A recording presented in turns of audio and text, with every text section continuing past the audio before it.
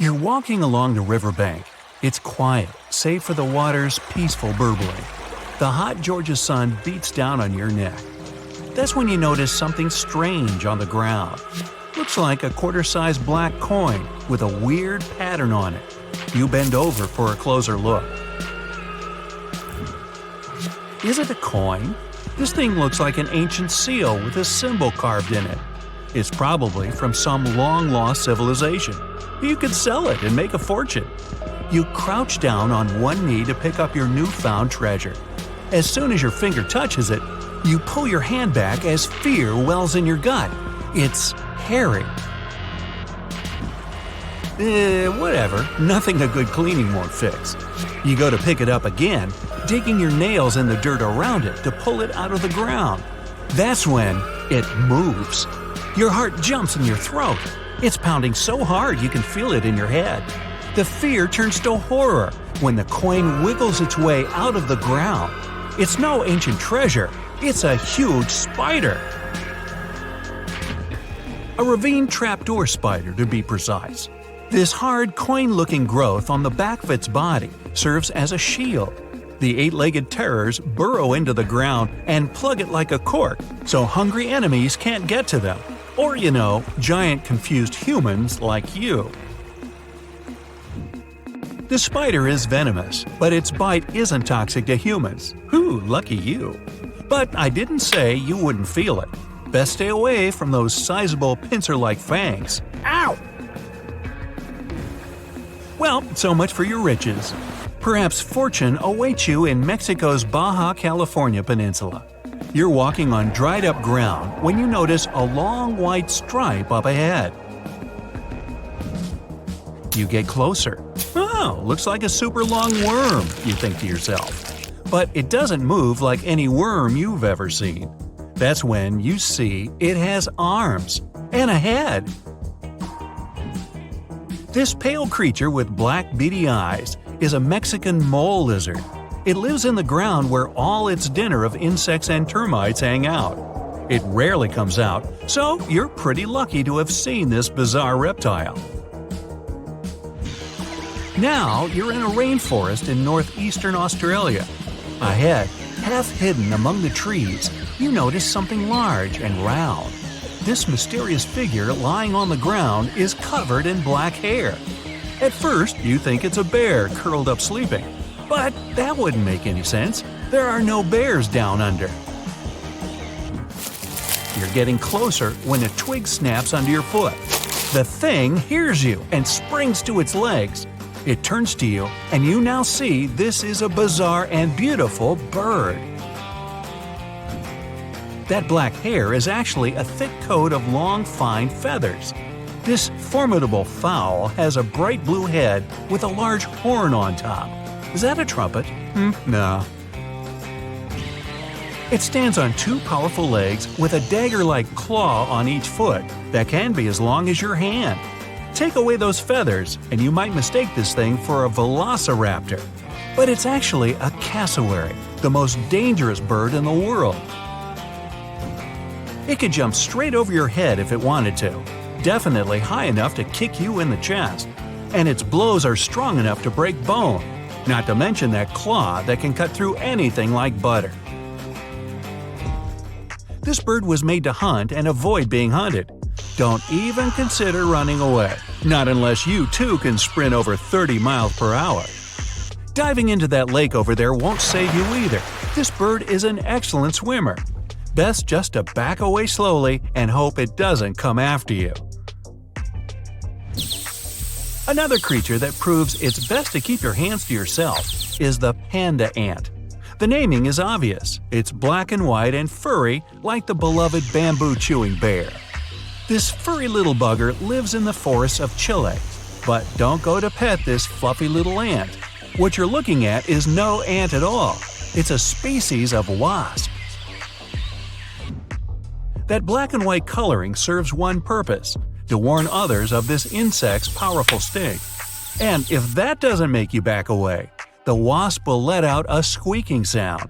It sounds cute to us humans, but it means a painful sting is around the corner. These insects are loners. They don't live in colonies and don't have nests. They're also parasites.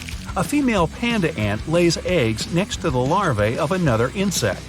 Then the hatched babies use these larvae as food. Ew. Surely you've seen bugs that look like leaves and twigs. But what about a creature that looks like a beautiful orchid? You can find this fragrant flower in the forest or a green field among other plants. But make sure that's a flower you're leaning in toward to smell. If it's not, you risk being bitten by a praying mantis. The orchid mantis is nearly impossible to distinguish among the flowers. It has pink-white coloring with legs and claws that look identical to little petals. It uses its resemblance to the plant to hide from predators and hunt insects that love these flowers. A butterfly or a bee flies up to the flower when one of the petals starts moving. The unsuspecting meal might take it as simply the wind, but then the petal turns into a sharp claw that suddenly grabs the insect. Oh my, dinner is served. Now imagine you're in the jungles of Costa Rica. You notice a brown snake sitting on a tree branch in front of your face. The snake looks like it's about to strike. Well, you want to run away as far as possible, but notice that this snake is unusually short, and it doesn't lash out at you. You wait, but the snake keeps staring at you. It doesn't even hiss. Lucky for you, it'll never bite because it's not a snake, but a caterpillar. The hawk moth caterpillar can change the shape of its body to look like a menacing serpent. This easily scares away any hungry foes. The coloring and pattern on the skin imitates a snake's scales and eyes. This insect also knows how to move like a reptile. A master of disguise, this one. Let's get out of the hot jungle and head to Central Europe. You're in the middle of a sunny green meadow. Colorful flowers bloom around. Birds sing and bees buzz by. Among the bees, some are not what they seem. You'd hardly be able to distinguish the imposters. But if you look really closely, you'll see the golden bee fly moving through the air. It looks like a bumblebee, but it's the buzzer's biggest enemy.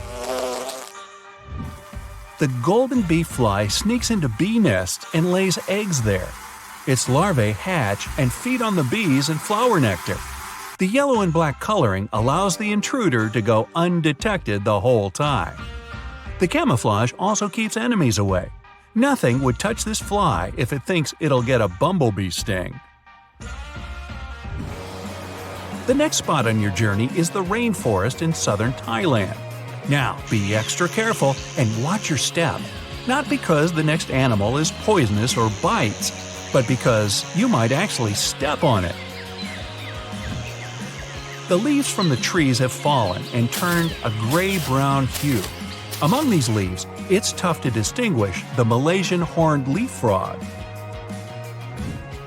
Its body shape, coloring, and especially those pointy growths coming out above its eyes, all allow this amphibian to hide perfectly among the fallen foliage. This frog can sit for hours in one place, waiting for its next meal to come close enough to… Now you're in a garden. You see a beautiful bright flower and a small bird hovering near it. The bird flaps its wings so quickly you can hardly see them. And that long needle-like beak makes you immediately assume you're looking at a hummingbird. But as soon as you get closer, you realize this is not a bird, but an insect. Fortunately, the hummingbird hawk moth isn't venomous and doesn't sting. It's just a lovely little creature that decorates the garden with its presence. Many people even grow plants rich in nectar to attract these moths. Hey, that's an idea.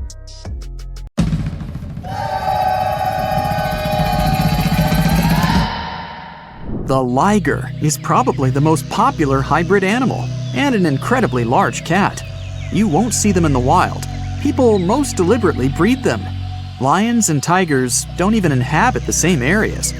So, a liger is a mix of a male lion and a female tiger, and they can grow to be very big in a pretty short period of time. They're actually the biggest cats in the world. Hercules, the largest recorded liger, is a real example of that. 922 pounds and 10.8 feet long. Imagine taking him for a walk. Ligers are mostly way bigger than either of their parents. In most cases, they behave and look more like lions than tigers. But they have some tiger traits too. For example, striped backs, and they're crazy about swimming. The taipan. Nobody could fault you for thinking the taipan and liger are basically the same animal. I mean, they're both a combination of tigers and lions. But a taipan comes from a crossbreeding of a male tiger and a female lion.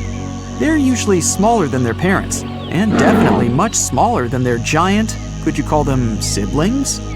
In most cases, they inherit charming looks from their tiger fathers, but they get some interesting traits from their mother's side too. For example, love for socialization and the ability to roar.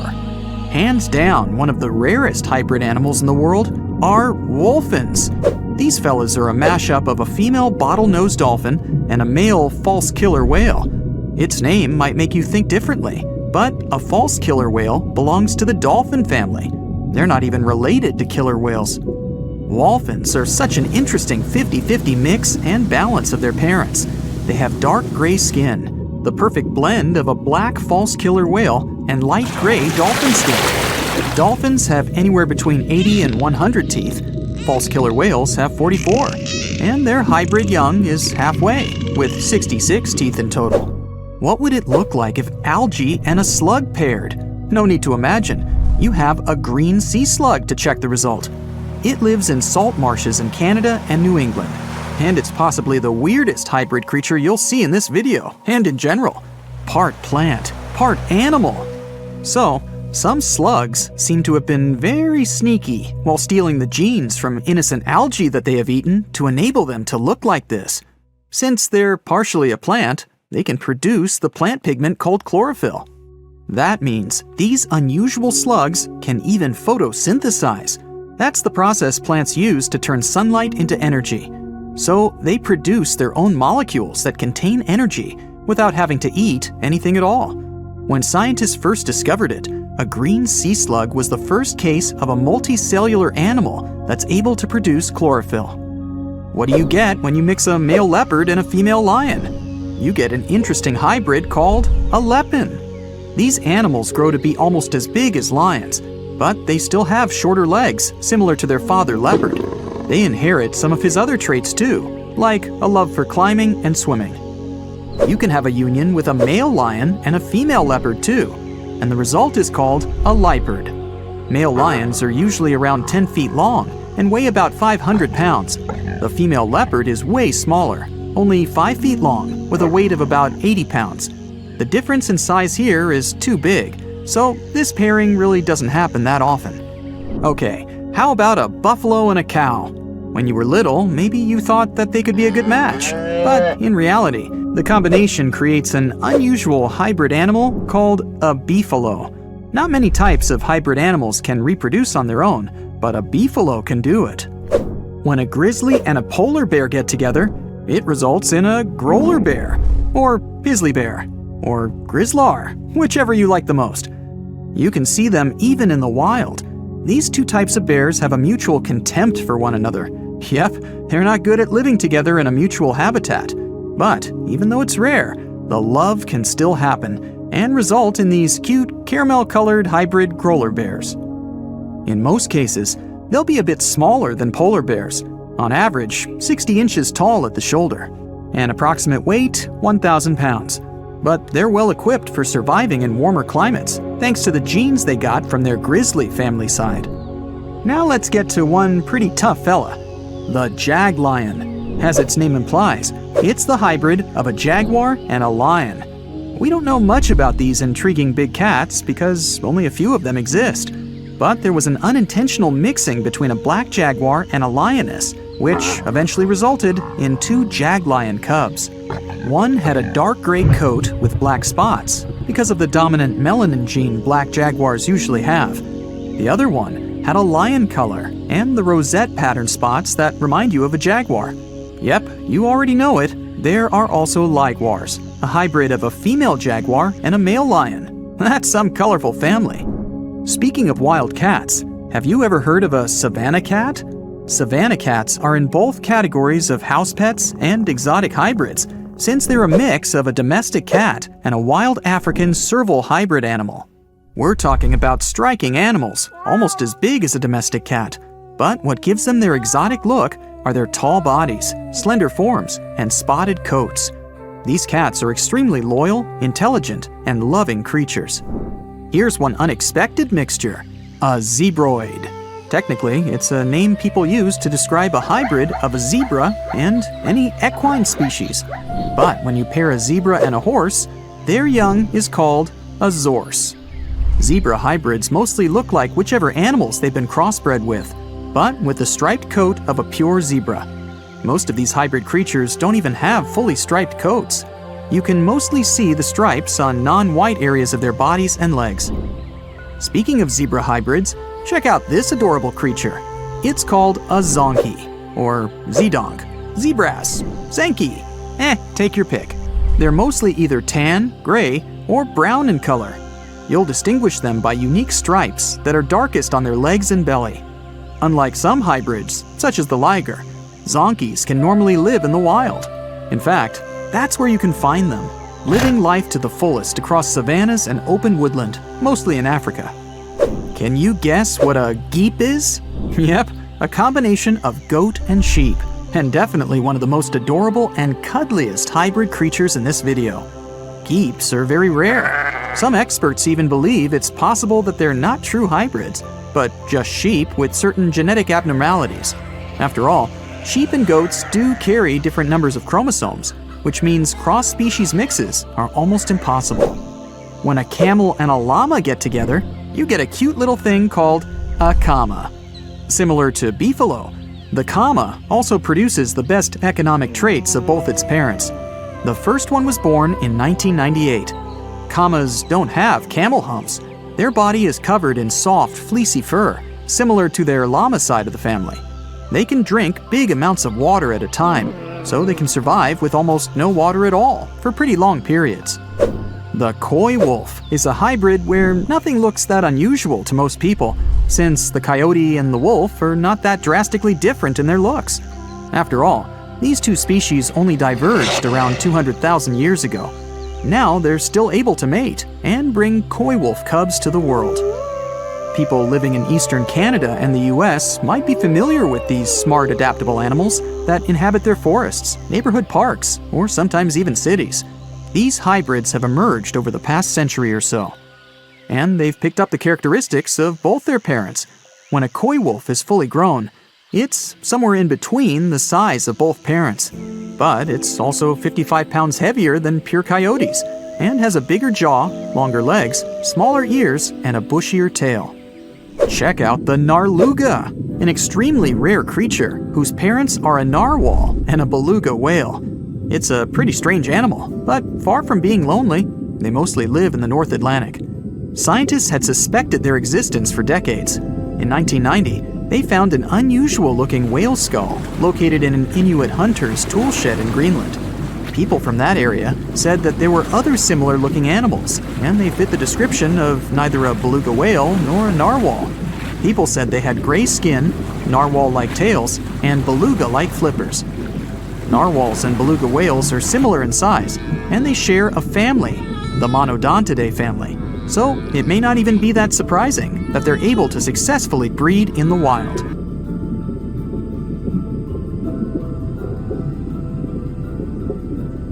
Amongst the swamps lives a strange bird with a Dutch clog for a beak. It screeches a high-pitched whine, notifying other shoebills that this is its area when it comes to food. Its eerie calls add to the surrounding roars of dinosaurs in the distance. It's not hunting dinosaurs though, of course, but snakes, fish, lizards, and frogs amongst the reeds. This bird continued to survive even as the dinosaurs left this world.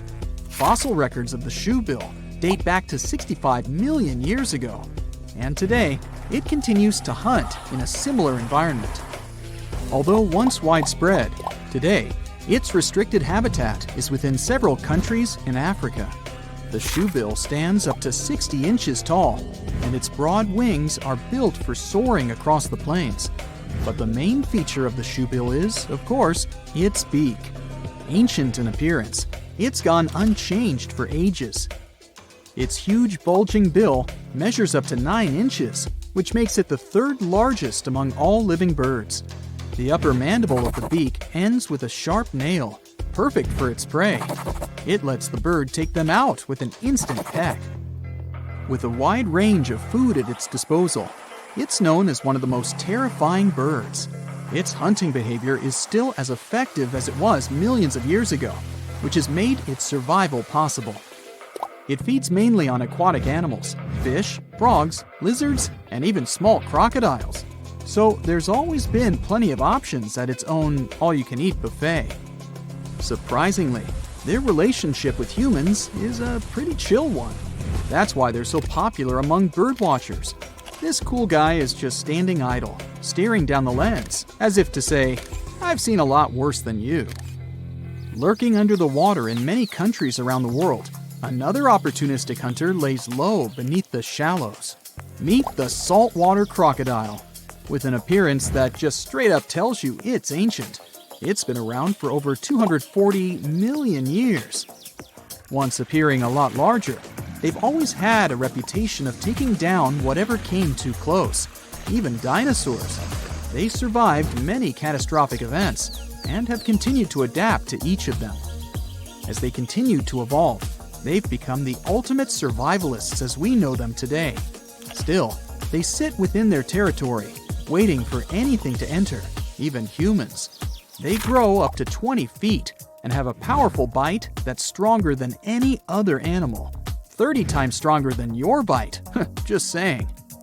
Anything that ends up in its toothy cage can't escape. With scales and armor plates protecting it, there isn't an animal on Earth that hunts it, making the crocodile the ultimate apex predator. As per its name, it's also adapted to saltwater, providing it with useful salt glands, something its alligator cousins don't have. And that's how they're able to swim enormous lengths out to sea. Their routes follow ocean currents, and they aren't afraid of bypassing the shark-infested waters. Not even the great white would mess with this one. The distances they've traveled measure up to 390 miles, and they're capable of reaching speeds up to 18 miles per hour. Just another reason not to swim in the sea, right? The next creature on our list has been around for up to 145 million years. These pesky little things have been feeding off warm-bodied animals. Can you guess what I'm talking about? Lice. Those guys originated in the Cretaceous period, between 145.5 and 65.5 million years ago, when they used to feed on dinosaurs once upon a time. And then, they have continued to remain a constant annoyance to most species. Currently, there are 5,000 different species of lice, each one having a taste for a different animal. They feed on all birds and mammals, except for pangolins and bats. Lucky them. They are an obligate parasite, which means they cannot live unless they live off another life form. Living their entire lives to reproduce on their hosts, lice will change their color to match the fur or feather of their new homeland. But how do you get lice as a human? Well, it's purely by luck or bad luck. They usually choose to leave when their original host has passed on. They seek a free flight from a nearby fly, grabbing onto its legs and hitching a ride to the new homeland. Within 4 small islands in Indonesia lives a powerful beast, a reminder of the megafauna period. Meet the Komodo dragon. Reaching a length up to 10 feet, it's a master ambusher. Its hunting method involves tracking down prey, then injecting venom into it. As the prey escapes, it will track it down as it slowly tires and then feeds on it. And that's how it's managed to survive for millions of years. But it has strangely disappeared from other parts of the world. These islands weren't always its home, and it's only been here for the past 4 million years. Originally, the dragon's ancestors came from Asia, but migrated south to Australia 40 million years ago. and with a great range and variety of food. That's where they grew to their massive size. Then, some 25 million years later, a collision with continental land masses occurred between Australia and Southeast Asia. Taking the opportunity, they spread even further, as far as East Timor. As the islands became separated, the Komodo dragons continued to flourish in their new lands. Without any competition, they could maintain their normal hunting methods. Unfortunately, in Australia, they all eventually disappeared due to competition from humans. Another ancient species is really intriguing, not only because of its appearance. Let me introduce it to you, the coelacanths.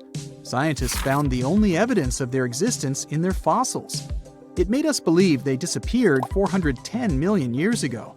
So, you could imagine the surprise when they were discovered in 1938, idly swimming along the east coast of South Africa.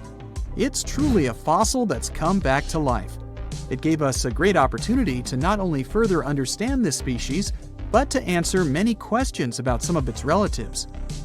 Growing up to 6.5 feet, they have a lifespan of up to 100 years. But what's strange is, they have 8 fins. They're the oldest known living member of the lobe-finned fish. They are so ancient that they're more related to amphibians, reptiles, birds, and even mammals than to the ray-finned fish we know. Armored with strong cosmoid scales and with a hinge on their jaw that allows them to open their mouth very wide, they are truly ancient-looking creatures. But they did evolve slightly differently than their ancestors, although they still look the same. They once lived in much shallower waters and originally used lungs to breathe. After the dinosaur age, they had to move into deeper waters to feed and gradually upgraded their lungs to gills. And it was this new ability that ensured their survival. Let's go even further back to 480 million years ago. You wouldn't think that anything that existed back then could possibly still be alive today. But the horseshoe crab is not only still on this planet, it's almost identical to its ancestors. Its whole body is protected by a thick plate with spikes pointing outwards.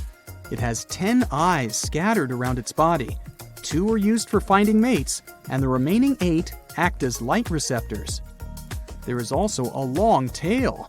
Although it looks menacing, its only use is to simply help flip itself back the right way up if it gets knocked over. Its design is so effective that whatever constant changes the planet has provided, it survived. Although they look like they could be related to a lobster, they're actually closer to spiders and scorpions than crabs or crustaceans. With a healthy diet of clams, crustaceans, and worms, they find enough to eat along the coasts of the Atlantic, Pacific, and Indian Oceans. They also feed on algae, so it makes sense why they manage to survive many food shortages caused by world events. With all the traits of the horseshoe crab, who knows, it might even outlive humans. Well, here's to the next 480 million years. You wake up in the middle of the night to a phone buzz. You know what time it is, you ask sleepily, but then you sit up in a jolt. Get your stuff and go outside. They'll come fetch you in 10 minutes, says a male voice on the other end. You step out of your house and watch as a small helicopter descends on your lawn. You get inside and meet a scientist there. She's a specialist in archaeology and paleontology. As the helicopter takes off, she tells you that something terrible happened on one of the islands in South America, and you're flying directly there, right now. The whole operation is secret, so you're asked to give up your mobile phone. The helicopter flies far beyond the night city and lands at the airport. From there, you transfer to a plane and fly to the coast of South America.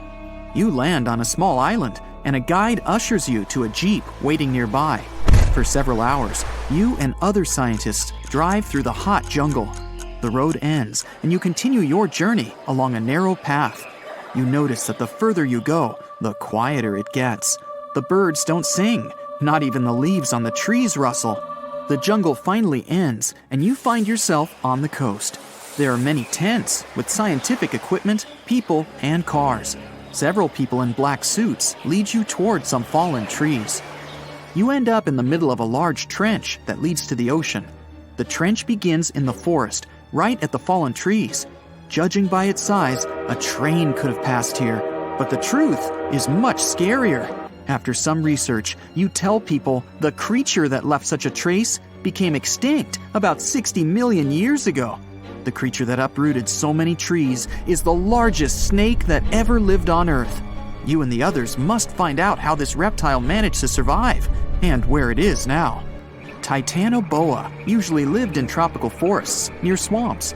Apparently, the island is its home, but now something has forced the snake to crawl away into the ocean. You carefully examine the trench, then the fallen trees, and declare the snake was not alone. It was fighting something as big as itself. Everyone looks at you in shock, and the next moment, a deafening roar comes from the water, breaking the ocean's surface like a monstrous dolphin. A mosasaurus emerges from the deep. A huge reptile that lived from 145 to 65 million years ago in almost all waters of the world. It looks a lot like a crocodile, has smooth, dark scales, a fin at the end of its tail, and flippers instead of legs. It measures 55 feet long, which is about the size of a 5-story building, and weighs like half a subway car. And this huge dinosaur is coursing the waters near the shore right now, in front of you. With its large fins, it creates waves that wash away several tents on the shore. People on the island scatter away in all directions. Several ships and yachts are capsized. People on lifeboats are hurrying to the shore. Mosasaurus was one of the most formidable predators, not only in the sea, but also on land during the Cretaceous period.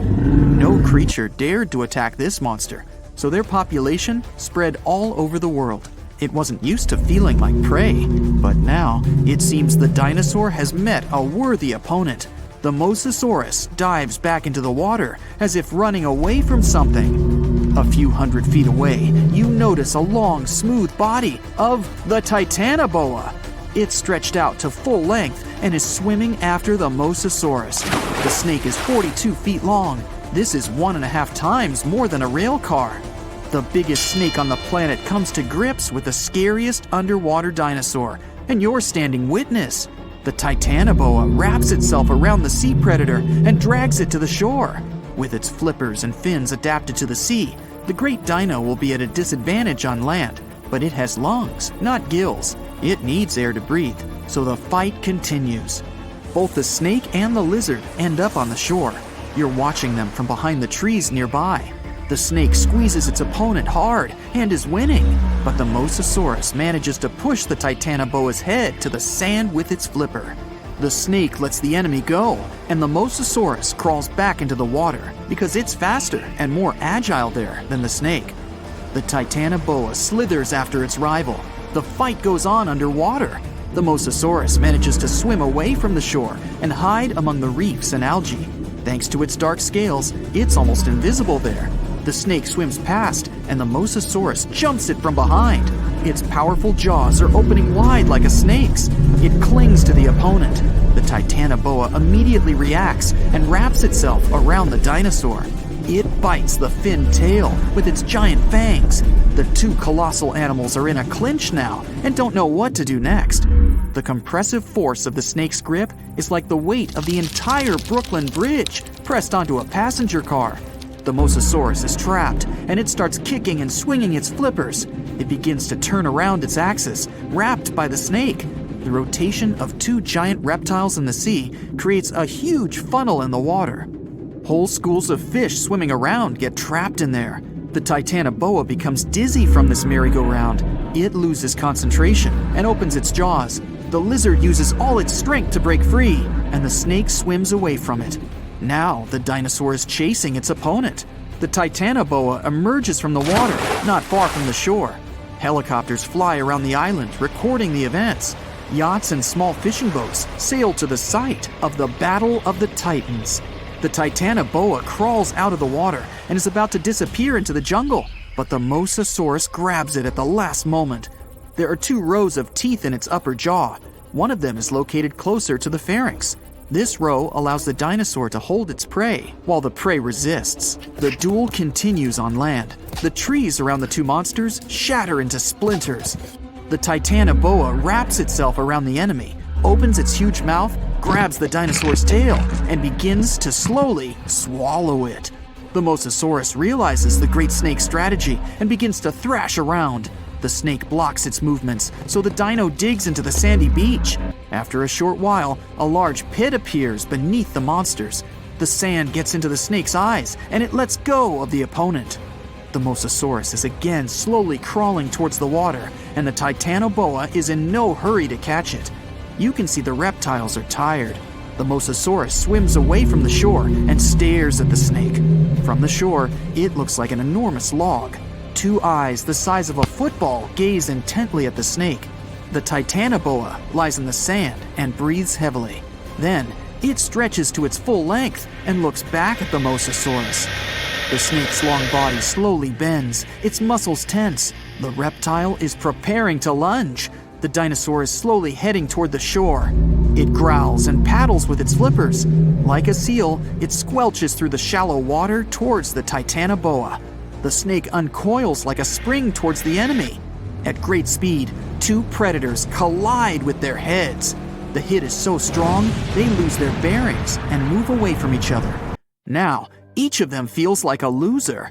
The dinosaur slowly paddles into the water, and the snake returns to the jungle. The monsters are tired of fighting. There's no winner. You and the rest of the people stand with your mouths open in complete silence. You look around the island and notice trees with broken branches everywhere. In the depths of the island, you find a waterfall and huge wet stones. There are large scratches on many of them. Somehow, millions of years ago, lots of ancient reptiles managed to survive global disasters on this island. And now, there are only two left. You conclude that the mosasaurus and the titanoboa have been fighting each other for years. Soon, these reptiles will gain strength again and continue their eternal struggle. You decide to leave the island before that happens. No one expected such a strong storm. It's too dangerous to sail back to the land because of high waves and winds. But suddenly, you notice a small green island nearby. You and your friend are about 25 miles off the coast of Brazil. You were fishing and didn't notice black clouds obscuring the blue sky. You're approaching the unknown island and see a Coast Guard boat behind you. People from there are screaming something to you, but you can't make out the words because of the thunder. They tell us we should stay away from that island, your friend says. Despite the warning, you still sail since there's no other way out. Around the island, you notice sharp rocks sticking out of the water like knives in the dark. Now you realize what the Coast Guard warned about, but it's too late. Your boat hits a rock. The bottom is pierced. You start to sink. The rain and wind are getting stronger. Both of you fall overboard. Then darkness comes. You wake up in the morning because of the scorching sun and a dry mouth. Your friend and the wrecked boat are lying nearby. Apparently, you'll have to wait for rescuers to get out here. Now, in the light of day, you can see how dangerous the island's coast is. It's surrounded by rocks, and you're lucky you've survived. Getting out of here will be difficult. Together with your companion, you decide to look for coconuts and bananas. Your friend goes to the wreckage and pulls out a bag of medicine. Then, both of you leave the sandy beach and enter the dense jungle. A couple of steps later, you hear a strange hiss. You see your friend. His eyes are filled with horror. Goosebumps run down your back. You feel something alive crawling under your feet, and there's a lot of it. You look down and notice slithering snakes. There are dozens of them. They wrap around your legs, get into trees. They're everywhere. Don't move, your friend says. I think I know where we are. You want to ask him a question, but fear takes away your voice. He reads your face and answers the question. We're in one of the most dangerous places on Earth, the Brazilian Snake Island. These are not just some ordinary snakes. This is the golden lancehead, one of the most venomous reptiles in the world. You can find them nowhere else on the planet except for this land. They evolved here naturally, without other snake species intervention. That made their venom 5 times stronger than the venom of ordinary vipers. They're practically the only owners of this island. Nowhere else in the world will you find such a concentration of creeping reptiles on such a small piece of land. And now, they're glad that 2 big lunch meals have arrived. There's little chance of survival, but you're gonna try. The first thing you need to do is get out of your stupor and find a thick stick. This is your best tool right now. If you encounter a venomous snake, the best you can do is retreat slowly. But this time, there are too many of them. They're aggressive and hungry. Together with your friend, you fight off the snakes with a stick. But there's more and more of them coming. One of them falls on your shoulder from a tree and bites your neck. The poison instantly enters your bloodstream and affects your muscles. It feels like your body is melting. It becomes difficult to move, and your neck swells. Your friend grabs you and carries you deep into the jungle. Here, among the trees, you notice an old lighthouse. Yeah, this building really stands out here. Once a year, the Coast Guard visits it. Your friend breaks down the door and puts you on the floor. You're afraid you won't be able to survive the bite. Fortunately, your friend is a doctor. He injects the necessary medicine and saves your life. You have a few minutes to rest before more danger arises. Your friend tells you that the unique snakes appeared here thousands of years ago. This island was part of Brazil for a long time. Then, massive floods separated it from the continent. This part of the land was cut off from the whole world, which helped the formation of a unique ecosystem inside. Vipers that lived here evolved into golden lanceheads. They quickly became the main masters of the island and destroyed all the other animals. But how did they manage to survive without food, cut off from the whole world? They did it thanks to nature and evolution. This island is a transit point for many birds. They stop here to rest during long flights. These birds become dinner for the snakes. Previously, a snake bite almost didn't harm the birds. They were frightened and flew away, leaving the snake without food. But over years of evolution, the island's owners have developed such a potent poison that one bite was enough for a bird to never take off again. There's also a legend that a pirate hid treasures here a long time ago. And, so that no one would ever find it, he brought snakes to guard his gold. Of course, there's no chest with coins here, but the island is attractive for modern pirates, even today. Golden lancehead snakes are an expensive commodity, so bad people often visit this place to hunt the reptiles. That's why the Coast Guard is always on duty around the island. People are forbidden to visit this place. And even if someone manages to get past the guards, they will have to face the rocks. Only biologists and scientists have permission to study the local fauna. A necessary condition for a visit is a doctor's presence in the team, so they can save people from the snake's poison. So we have pirates and hordes of poisonous snakes, but there's something else that makes the island even worse. At this moment, you hear rustling all over the building. Thousands of little paws are tapping on the walls and floor. You look around and see lots of giant cockroaches. Some of them are half the size of your palm. They crawl under your clothes. You and your friends scream in fear and run out of the lighthouse. Quickly, you reach the shore and fall into the water. It seems that not a single cockroach is left under your shirt. But that's not all. You hear a strange buzzing sound. You look around and see a dark cloud of flying beetles forming in the sky. It's locusts! Thousands of flying insects are heading in your direction. To avoid a collision, you dive under the water and wait for the cloud to pass by. You go up to the surface and move to the shore. Fortunately, there are almost no snakes here. You and your friend are afraid to approach the jungle and wait for several hours until rescuers arrive. You're nervously painting a pattern on the sand and make a promise that you'll never revisit this place. Finally, you see the lifeguard boat. You're trying to tell them you got here by accident. They believe you and evacuate you from the island. While you're sailing away, you think about what would happen if many poisonous snakes appeared in a village or a small town. It's difficult to imagine what kind of problems people would face. But in fact, there's no need to imagine anything.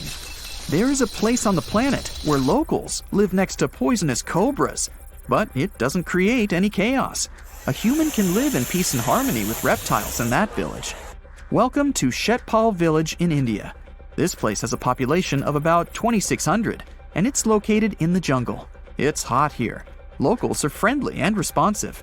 If you go into one of the houses, you'll see something that seems impossible. The king cobra, whose venom is one of the most dangerous in the world, calmly crawls around furniture and eats eggs and meat that people give. There's even a special corner for the reptile to relax from the scorching sun, drink water, and have a snack. People are happy about the cobra, as if it was a pet. In the village, cobras are everywhere. They come into houses and schools, crawl through the streets, and keep company during dinner. The locals consider them full-fledged residents. They adore them. The snakes are also used to people and don't see them as dangerous. The coolest thing is there has never been a tragic case in the village because of a poisonous bite. There's no other place in the world where cobras live in such harmony with people. You're strapped in a boat cruising down the Amazon River with the sun scorching hot. As you check out your map, your boat starts rocking back and forth. The water is starting to get more intense, so you hang on for dear life. You tuck your map in your pocket and try to take control of your boat. You strike some jagged rocks and duck low to avoid tree branches. Your boat strikes a large rock out of nowhere and capsizes. You're swimming in the murky green water. While you're trying your best to get ashore, your boat gets washed away. Underneath the water lies a whole new world of bizarre and dangerous animals. Kangaroo fish are snake-like creatures that can grow up to 16 inches long. Arapimus can weigh more than an adult male and are taller than most basketball players. They're the biggest freshwater fish in South America. They have a hybrid gill system that forces them to pop up to the surface every 5 to 15 minutes to breathe in oxygen for their large swim bladder. You swim out of the raging water and dry yourself off. Oh no, your map is completely soaked. There's no way you can get to your destination without it. You venture into the thick rainforest, shoving the branches and leaves away. As you get deeper, you notice something on a tree. It's barely moving, but it's got sharp claws and a raggedy coat. It stretches its arm to another branch and tries to pull itself up, ever so slowly. Sloths sleep more than half their days and only head down from trees once a week. They're so motionless, they sometimes grow algae and moss on their fur. The rainforest gets denser with each step until there's barely any sunlight illuminating the path in front of you. You notice a figure following you. With every branch you step on, you can hear a faint sound right next to you creeping around. You start walking a bit faster, and the sound catches up with you. You make it out of the dense part and tread along a narrow path until you reach a cliff. You can't walk normally here, so you pin against the wall and walk sideways to cross the hills. You slowly move across with the river 30 feet below you. You move your right foot, and some rocks fall into the river. You keep going and misstep. You're about to fall, but you hold on to a large tree branch and pull yourself up. You notice a couple of colorful poison frogs inches away from your fingers.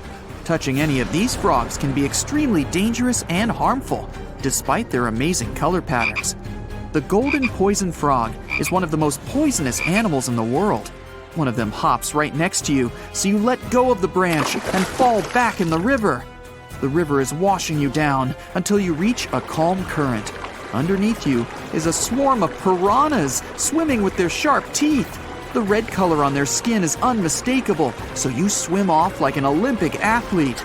Piranhas will eat anything that gets in their way, no matter the size.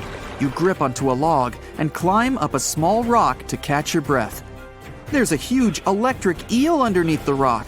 Despite their name, they're more related to catfish than eels. They use their powerful 600 volts of electricity to defend themselves and catch food. You're stuck, unless you're like the common basilisk that can run on the water like a jet ski. These incredible lizards have special webbing on their toes and can run the distance of a basketball court. You hop on a bunch of rocks until you reach the land. You continue walking along the riverbank until you come across a moving rock. You rub your eyes and see it moving again. It's a dinosaur-looking turtle that resembles a crocodile with armor. The mata mata is a freshwater turtle that disguises itself with its surroundings to catch prey. Their heads stretch longer than their bodies. You shimmy your way past it and continue. You head back into the rainforest and find a spot to rest. Wait, there are giant ants everywhere. They're the biggest ants in the world and can produce one of the most painful stings out there, even comparable to a wasp's sting. You immediately get up and find another place to rest.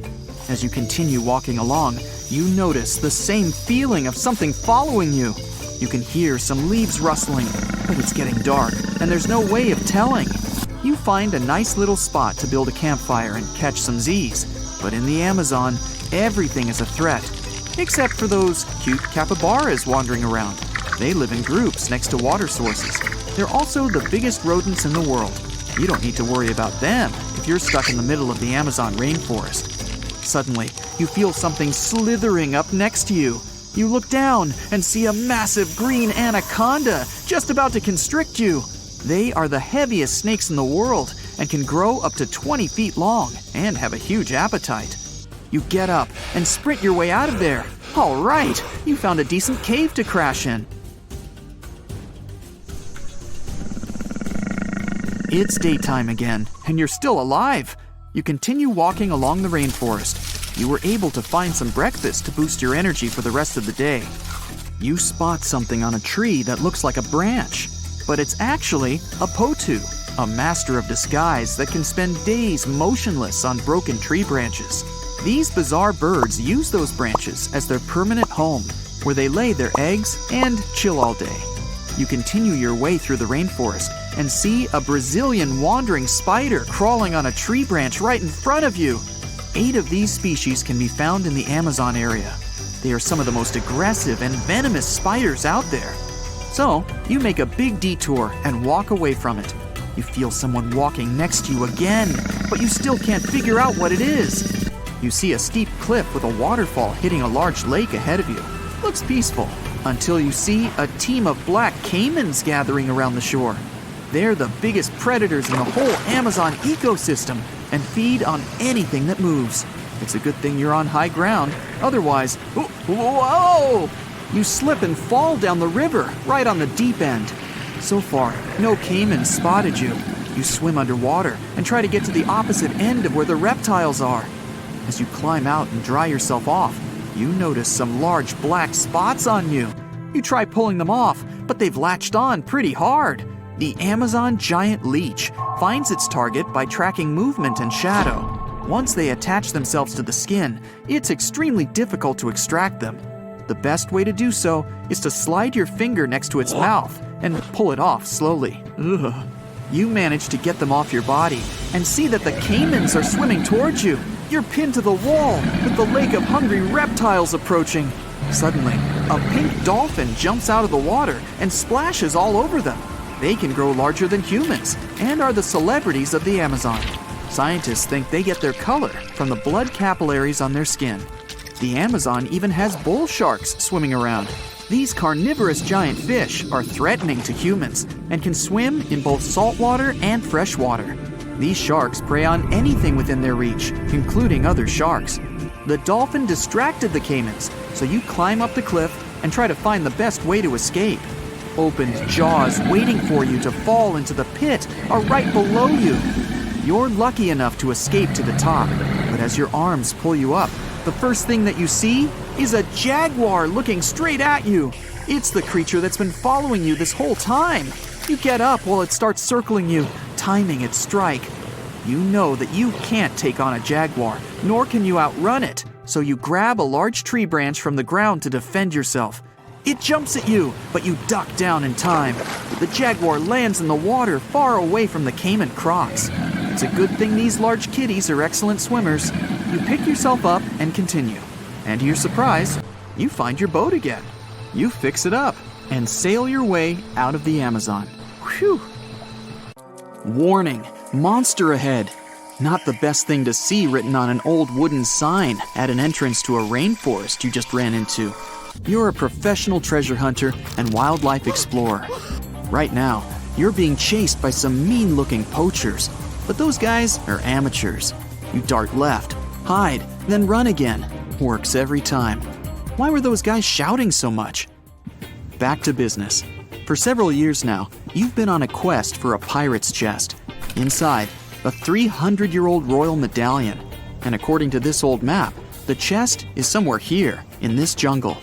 Chirping birds, hungry bugs, screaming monkeys, hopefully nothing too hungry. You walk to the river and freeze. Suddenly, total silence. Not a single sound anywhere except the river. Right then, the silence is broken. Something's definitely sneaking up behind you. You turn around and see a long, thick snake's body. You raise your head slowly. 2 huge fangs are hanging out right above your eyes, and a long forked tongue is gently licking your nose. On the other end of the tongue is a deep, dark mouth. Looks like a black hole. You'd fit in there no problem. You take a step back and stumble over a rock. You fall. That's the last thing you remember. Then, darkness. Looks like you'll be out for a while. Time to find out what monster you just met. Meet Titanoboa, the largest snake that ever lived on Earth, and the largest land vertebrate after the dinosaurs. It's 42 feet long. That's like 7 adults, or more than half a subway car. And it could weigh up to 1.5 tons. All modern pythons and anacondas are descendants of this ancient reptile that lived 60 million years ago. Except for this one, apparently. This snake isn't venomous, but it uses its long fangs to grab food. And its jaw is built for business. Imagine an empty car being crushed by the Brooklyn Bridge. That's what it feels like to be a Titanoboa's afternoon snack. Back to you. The Titanoboa was about to take a closer look at you, but you fell and passed out. The huge snake wasn't expecting its lunch to be quite so willing. It sniffs your body, looks it up and down. You're not a threat, so it doesn't need to squeeze you before... The snake opens its wide mouth and begins to swallow. Snakes have a special jaw, divided into several parts. They're connected by ligaments and muscles, so snakes can open their mouth up wide, like motorbike wide. But today, Titanoboa doesn't need to try so hard. Gulp. Titanoboas use their huge fangs to push food down their throats. While it's swallowing, Titanoboa likes to use saliva to grease up its lunch and make it more slippery, much easier to swallow. Bit by bit, you disappear from view. Your clothes are soaking wet at this point. A few minutes later, you've disappeared from view and the snake looks really fat. And that's when you wake up. So how do we know what would happen? Some guy in a full-body protective suit actually tried to get inside an anaconda on purpose. Darkness. You open your eyes and take a deep breath. An unpleasant liquid gets in your mouth a bit, and you cough. It's hard to scratch your itchy nose. You're squeezed in from all sides. Titanoboa has a super muscly throat. At first, you panic. What happened? Where are you? You scream, but no sound. It doesn't exactly smell great in there. And that's when you realize where you are. You can't see daylight anymore. Uh-oh. Then you feel a weird wiggling side to side. Titanoboa's on the move. A python can digest its lunch in a matter of weeks. It all depends on the size of the food. This Titanoboa just ate a relatively small snack. Shouldn't take it more than a few hours. But there is some good news. Since you're not that big, you have at least a bit of space to wriggle around in. You reach into your pants pocket. Your clothes, your hands, they're soaking wet. Nasty. Of course, everything else you brought with you is soaked also. Your map, matches, granola bar. Also, there's not that much air inside a massive snake. You need to conserve oxygen. Finally, you pull out your waterproof flashlight. It still works. Looks like a tiny red room. No doors, no windows. Then it hits you. Your phone. You can just reach it. The screen's cracked, but it still works. But you've only got 4% battery. And there's no signal. You think about the signal flare strapped to your ankle, the ones you use to light up a dark cave and stuff, but you can't reach it. You put all your strength into bending your knees, but you just can't. Suddenly, you notice that you've stopped moving. Snakes like to crawl to a safe resting place after eating a large meal. That's when it starts releasing more enzymes to help it digest its prize. You've got one shot to reach the flare. You need to relax your whole body. You stop moving and start to breathe slowly. You feel the walls around you start to relax too. You have 1 second to bend down and reach for the flare. You go for it. Your hand slides down your leg, past the knee, almost there. You reach your ankle, but there's nothing there. It must have come loose while you were running through the rainforest. A few hours pass. You're well inside Titanoboa's stomach. Snakes have powerful enzymes that can digest all parts of an animal, so it wouldn't have problems dealing with clothes and shoes. You feel around with your hands. Maybe you can find something to help you. A bone from a previous meal? Anything. Your fingers graze over something, a hard, round object. You manage to get the flashlight on it. No way! It's the royal medallion you've been hunting for. This Titanoboa must be way older than you thought. It must have had a tasty pirate snack about 300 years ago. How did this snake survive so long? Good diet? Plenty of exercise? There's no chance of escape. You decide to write a final message on your phone. Maybe someone will find it after this whole thing is over.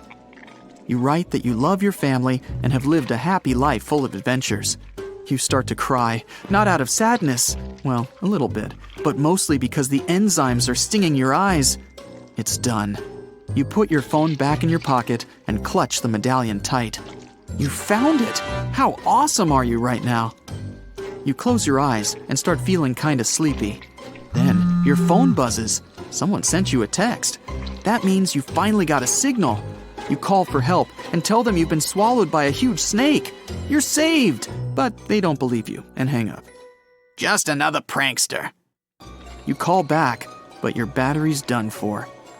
A moment later, the snake begins to move again. You hear strange noises coming from outside. What's going on? You can feel the snake's muscles tense up, like it's getting ready to make a dash for it. A few seconds pass, and then the snake suddenly relaxes. You hear human voices. You try to shout, but you're inside a snake. So like, wham! A human hand grabs your head. Another hand grabs you by the shoulder and starts to pull. Someone came for you. You pass through the throat, and after a couple of minutes, the darkness disappears and sunlight hits your eyes. You're saved. Why did you run away from us? We were trying to warn you. Whoa, that guy looks real familiar. Oh, it's that guy who was chasing you earlier. Turns out he wasn't a poacher. He was a local guide. Apparently, locals are always pulling lost tourists out of Titanoboa's stomach. They usually just give the snake something to make it sleepy, then pull, pull, pull. You hug your saviors and thank them for their help. You're never going back to that rainforest, that's for sure. A smile spreads over your face, and you reach into your pocket to feel that sweet gold medallion. No! It must have fallen out! That means it's still stuck in the snake's stomach. You look at the rescuers and ask, "You mind if I pop back in there real quick?"